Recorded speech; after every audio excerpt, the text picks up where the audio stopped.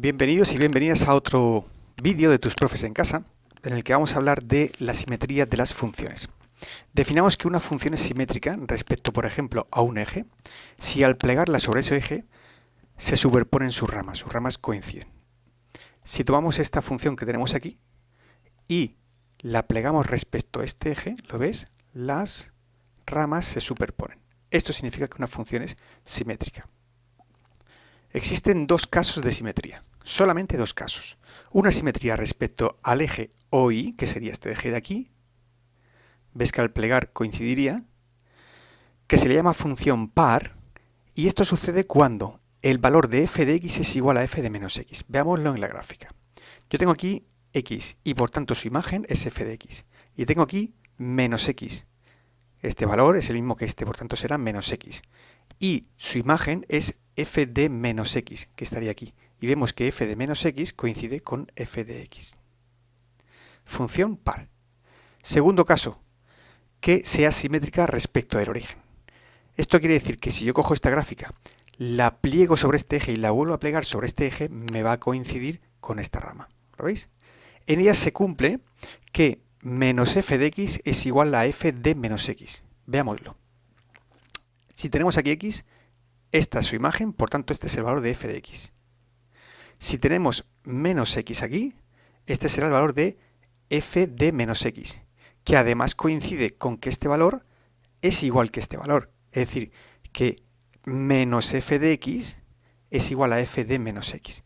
Por tanto, cuando se cumpla esto, querrá decir que la función es simétrica respecto del origen, a la que llamamos normalmente función impar. Veamos un par de ejemplitos para dejar esto un poquito más claro. Vamos a estudiar la simetría de esta función. Para ello tenemos que suponer que la función sea, por ejemplo, par. Y calcular f de x, que ya lo tenemos, y por otro lado f de menos x. ¿Cómo se calcula f de menos x? Pues donde haya una x en la función, lo sustituyo por un menos x.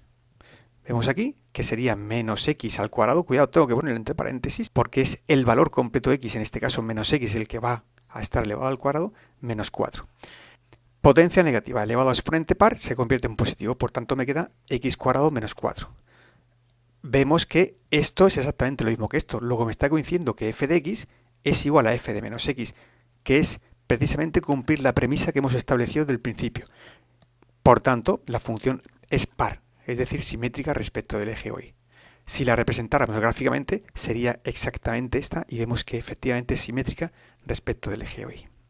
Esta función, partimos de la suposición de que la función sea par, por tanto que cumpla que f de x es igual a f de menos x. Calculemos f de menos x. Si calculamos f de menos x, sustituyo la x por menos x, por tanto será menos x al cubo menos 2 por menos x. Menos x al cubo, número negativo, elevado a exponente impar, me quedará un número negativo.